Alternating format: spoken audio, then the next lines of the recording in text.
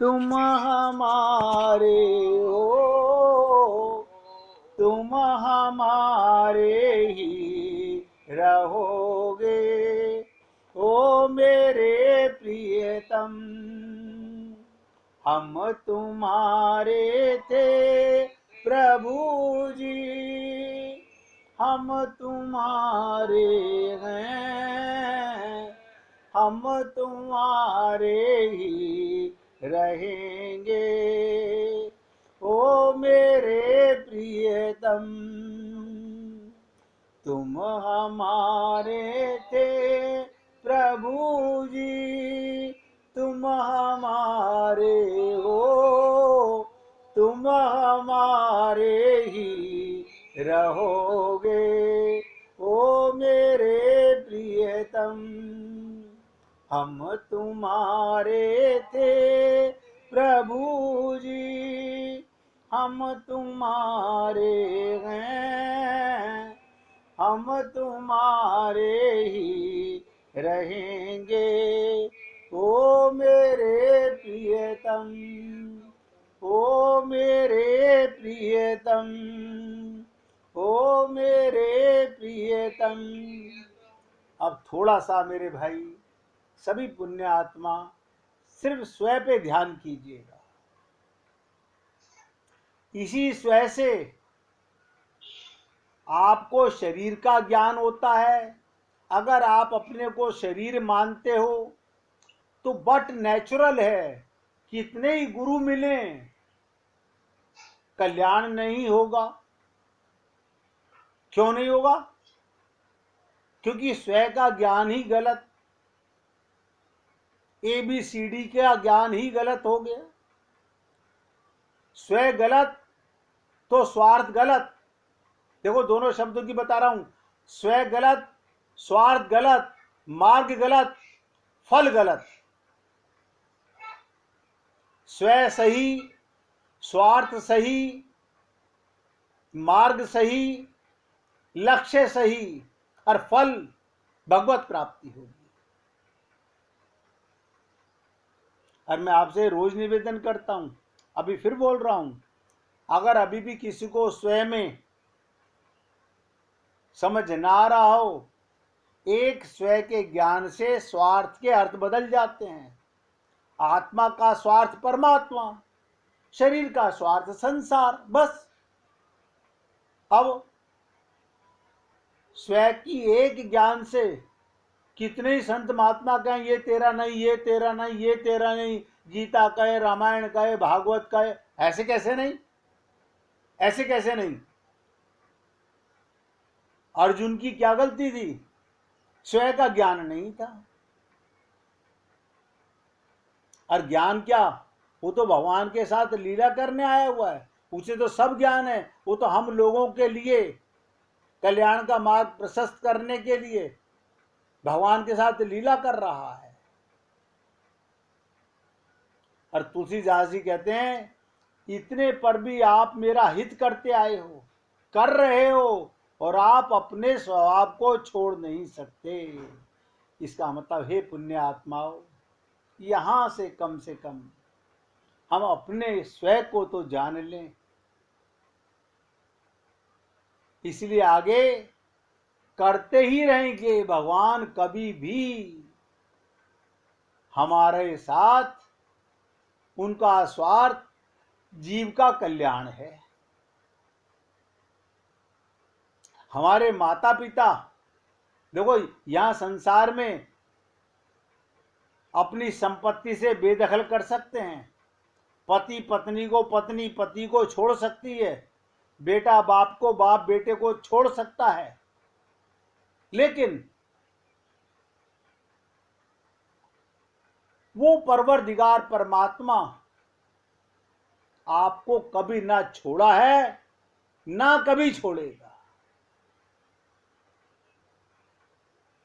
इसी प्रकार एक अन्य पद में तुलसीदास जी ने भगवान से क्या कहा, आप प्रसन्न होकर मुझ पर कृपा करें। अब आप होतिएगा, आप और हम लोग मंदिरों में जाते हैं, हाँ जाते हैं, सत्संग सुनते हैं, हाँ सुनते हैं। भगवान कब प्रसन्न होते हैं? भगवान कब प्रसन्न होते हैं? जब तुलसीदास जी ने एक पद में कहा, प्रभु आप प्रसन्न होकर मुझ पर कृपा करें, तो प्रभु ने कहा किस विशेषता पर प्रसन्न होकर करूं? कौन सा ऐसा गुण आ गया तेरे अंदर, बता। मैं तो सदा ही तेरा हित करता हूं, लेकिन प्रसन्न होकर के हित करूं, उसका कारण बता। हम अपने माता पिता का कहना मानते हैं, माता पिता प्रसन्न होकर के हमारा हित करते हैं,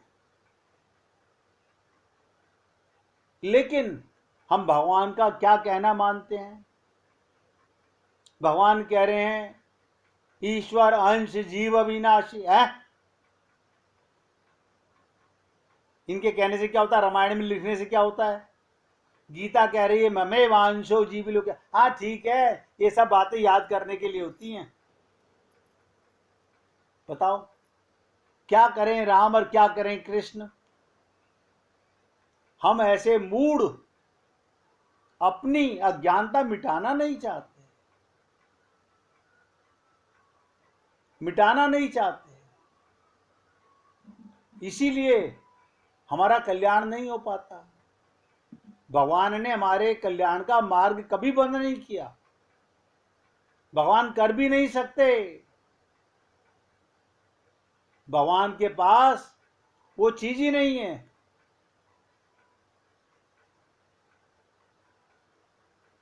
रास पंचाध्यायी में जब गोपियां कृष्णाकार हो गई, कृष्णाकार कैसे हो गई? जब उन्हें आत्मज्ञान हो गया। भगवान के साथ तो मस्ती कौन लेगा? जो आत्मा हो जाएगा वही भगवान से प्रेम कर सकेगा। इसे कहते हैं कृष्णाकार हो गई। रास पंचाध्यायी में इसे कहते हैं संत महात्मा, ब्रह्म का चिंतन करने वाला ब्रह्म में हो जाता है। हम माया का चिंतन करके मायामयी हो जाते हैं। तो क्या कहते हैं? ये श्री कृष्ण चरित्रामृत सिंधु में लिखा हुआ है कि तात वेद यही कहते हैं। ऐसे यहां गोपियों की बड़ी अद्भुत और अपूर्व स्थिति हो गई। बताइएगा, गोपियों की बड़ी अद्भुत और अपूर्व स्थिति हो गई। विरह वेदना में, विरह वेदना में गोपियों के अंतःकरण को कृष्णाकार बना दिया। अब हमें वो विरह वेदना होती नहीं। उद्धव कह रहे हैं प्रेमोन्मुत सी गोपियां वृक्षों से पूछती हैं कहां है प्रीतम, लताओं से पूछती हैं, पुष्पों से पूछती हैं, फिर उन खिले हुए पुष्पों को देखकर चौंक जाती हैं। आहा, ये पुष्प खिले कैसे हैं? तब दूसरी गोपी तुरंत कह देती है अवश्य हमारे प्रीतम ने इन पुष्पों का स्पर्श किया होगा, तभी तो इनमें प्रफुल्लता, ये खिल रहे हैं। एक गोपी रोते रोते बैठ जाती है, पृथ्वी में अपने हाथों को मारती है। आप सोचिएगा, कभी सोच नहीं पाएंगे इन बातों को। एक गोपी रोते रोते बैठ जाती है और पृथ्वी में अपने हाथों को मारती है। आपने बच्चों को देखा होगा छोटे, कई बार माँ बाप से नाराज होकर छोटे बच्चे पैर मारने लगते हैं जमीन में, सर पटकने लगते हैं। एक गोपी रोते रोते पृथ्वी में हाथ मारने लगती है, पर कुछ देर बाद चौंक उठती है। क्या हुआ? वो क्या कह रही है गोपी? ये पृथ्वी आनंदित कैसे है? दूसरी गोपी फिर उत्तर देती है अरे तेने देखा नहीं, श्री कृष्ण के चरण का स्पर्श जिसे मिले वो आनंदित नहीं होगा। श्री कृष्ण के चरण का स्पर्श, अब आप बताइएगा, मैं साधना में इसकी व्याख्या करूंगा। आपको और हमको परमात्मा की गोदी में कैसे रहते हैं? जुड़े रहते हैं। शरीर से हम अलग होते हैं। जैसे पति पत्नी का शरीर, प्रेमी प्रेमिका का शरीर एक दूसरे से चिपक जाता है, ऐसे परमात्मा आत्मा से सदा चिपके रहते हैं। अब आप बताइए, अगर आपको आत्मचिंतन होगा तो जिससे आप प्रेम करोगे उसके स्पर्श में परमात्मा का आनंद महसूस करोगे। यह है प्रेम। और जो व्यक्ति प्रेमी से चिपके या प्रेमिका से चिपके अपने आनंद को ले रहा है, वो प्रेम नहीं, वो स्वार्थ है। गोपी प्रेम देने का नाम है। तो क्या कहती है दूसरी गोपी? हरि कृष्ण के चरणों का स्पर्श जिसे मिले वो आनंदित नहीं होगा। अरे देख तो, रोमांच हो रहा है पृथ्वी को। ये हरे हरे घास, कोमल कोमल दूब क्या है? ये पृथ्वी के रोमी तो हैं। अति आनंद के कारण खड़े हो गए हैं, भाग्यशाली हैं। आप सोचो मेरे भाई, कहां है हमारा मन? पाना चाहते हैं राम रस और गोवर रस छोड़ना नहीं चाहते, फिर मिलेंगे कैसे? मन तो एक है। यहां का रस छोड़ोगे तो वहां का रस मिलेगा, या यहां के रस को उसका रस मानोगे तो मिलेगा। आप तो ये कहते मेरी कमाई का रस है, मेरे मकान का आनंद है। यही हमारी अज्ञानता।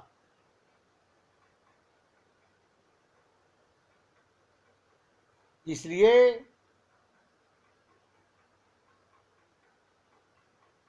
किस बात पर भगवान ने पूछा, किस विशेषता पर प्रसन्न होकर करूं? जब कहा ना आप प्रसन्न होकर मुझ पर कृपा करें, तो भगवान कहते हैं क्या विशेषता है तेरे अंदर? तो तुलसीदास जी ने कहा गुण तो मुझ में है ही नहीं, सब दोष ही दोष हैं। और गिनाने लग गए। प्रभु बोले इन सब दोषों को देखकर भला कौन प्रसन्न होगा?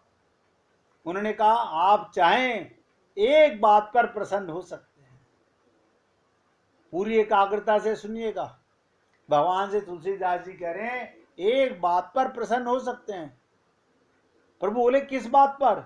इस बात पर सब दोष होते हुए भी मैंने कुछ छिपाया नहीं प्रभु, सब कुछ कह दिया। आप बताइए, और आप और हम लोग अपने दोषों को डॉक्टर के सामने तो बढ़ा चढ़ा के बताते हैं, लेकिन मन के रोगों को अपने गुरु के सामने नहीं खोलना चाहते। नहीं नहीं, ये क्या बात कहनी है, ये बात कोई कहने की होती है? ये हमें समझ में आ गई, बस अब ठीक है, ये क्या कहने की जरूरत है? क्या वजह है? विनय पत्रिका में तुलसीदास जी कहते हैं मैं निज दोष कछु नहीं गोयो, मैंने कोई अपना बुराई छुपाई नहीं प्रभु आपसे। तभी तो कहा मुझे यम यातना दो।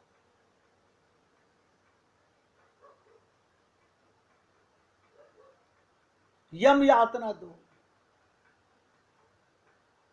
और प्रभु ने पूछा क्या विशेषता है? अब ध्यान दीजिएगा, शरणागत कब होते हैं हम गुरु के? जब तारतम्य हो जाते हैं, अपना कोई मन बुद्धि नहीं लगाते, पूरी तरह से आश्रित हो जाते हैं, उसे शरणागति कहते हैं। और प्रभु और गुरु कृपा कब करते हैं? जब हम अपने अंतःकरण के दोषों को खुल के बताते हैं। अभी एक दिन भाई जी ने कहा था ना, भैया आप बताइए हमारे अंदर कौन से दोष हैं। सबसे बड़ी चीज है, हम अपनी विशेषताओं को पहचानते हैं, हम अपने दोषों पर पर्दा डालते हैं, दोषों पर पर्दा डालते हैं। पर्दा नहीं डालना, इतने तो सब समझदार हैं, डॉक्टर के पास जाके शरीर के बाबा क्या क्या रोग खोल देते हैं, और खोल देना चाहिए। गुरु और वैद्य के पास में जाकर के छुपाओ कैसा। इसलिए मैं निज दोष कछु नहीं गोयो। तो प्रभु ने पूछा, अच्छा आप क्या चाहते हो। अब आप सोचिएगा, अगर भगवान हमसे पूछे कि आप क्या चाहते हो, बस यहीं पर हम क्या कहेंगे। और तुलसीदास जी ने क्या कहा, सोच के देखिएगा कि क्या वो भाव हमारे अंदर आया कभी। हम कहेंगे प्रभु बहुत संसार में परेशान हूं, मुझे ये सुख दे दीजिए। अब आपको शरीर का सुख, इंद्रियों का सुख चाहिए या आत्मा का सुख चाहिए। अब ध्यान दीजिएगा, प्रभु ने पूछा तुलसीदास जी से विनय पत्रिका में, अब क्या चाहते हो। ये विनय पत्रिका का मतलब क्या होता है, हृदय के उद्गार, हृदय का प्रेम भाव, अपनी अज्ञानता, अपनी दुष्टता, अपना निर्वस्त्र हो जाना। जैसे गोपियां भगवान के सामने निर्वस्त्र हो गई, ऐसे तुलसीदास जी अपने अपने को तार तार करके निर्वस्त्र हो रहे हैं। तो प्रभु ने पूछा, अब क्या चाहते हो। सोचिएगा, गोपियों को भगवान ने कब कहा मैं तुम्हें रास में लाऊंगा। इतना तो आप सब भागवत बहुत बार सुन चुके हो। वो भगवान को पाने के लिए जब तब व्रत करती हैं, सुबह कात्यायनी व्रत करती हैं, यमुना पुलीन पे जाकर के नहाती हैं। गोदा जी ने भी समझाया, हम मूर्ख समझना नहीं चाहते, करेंगे वही जो हमारा बिगड़ा हुआ मन कहेगा। गोपी भाव प्रेम देने की चीज है, छुपाने की चीज नहीं है। तो तुलसीदास जी से पूछा आप क्या चाहते हो, तो उन्होंने क्या कहा, मैं अपने दोषों से हार गया हूं। आप बताइएगा, हम तो अपनी बुराइयों पर पर्दा डालते हैं तो कल्याण होगा कैसे। हम सब में दोष हैं, अरे ऐसा कोई दोष नहीं जो हम में ना हो। और वो कह रहे हैं मैं अपने दोषों से हार गया हूं, अब तो आप इन्हें दूर कर सकते हो, आप मुझे इन दोषों से मुक्त कीजिए। आप अपनी ताकत से अपने दोष नहीं मिटा सकते, लेकिन पहले दृष्टा तो बनो, पहले मन बुद्धि चित्त के दृष्टा तो बनो। पहले मानो तो सही, मेरे मन के दोष, मेरी बुद्धि के दोष, मेरे चित्त के दोष, मेरा अहंकार, ये सारी अज्ञानता का भंडार, कूड़े का टोकरा मेरे सर पे है प्रभु, मैं अपनी ताकत से नहीं हटा सकता। लेकिन दोष का भी स्वीकार करेंगे तो प्रभु सोचेंगे ना, और प्रभु जानते हैं सबके मन की। तुम जो दोष स्वीकार कर रहे हो ये कौन से भाव से कर रहे हो, सच में कर रहे हो या दिखावे में कर रहे हो।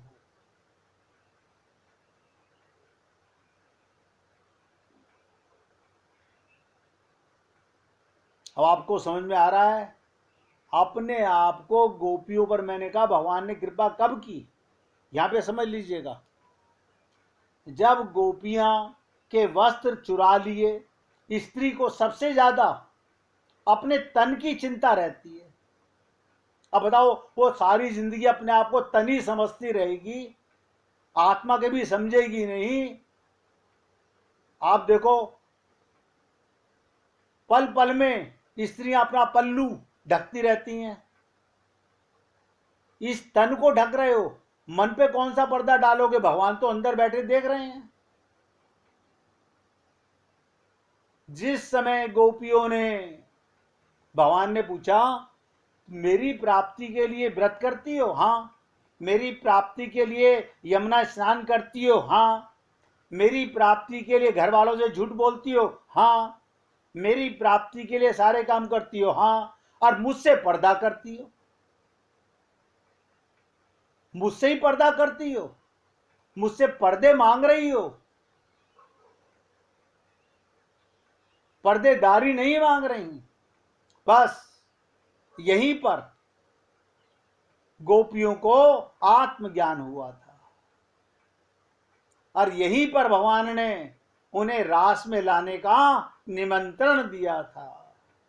और सारी गोपियां एक साथ एक धुन में, आप भी गाइएगा, निवेदन कर सकता हूं, गाना ना गाना आपकी इच्छा है। केशवा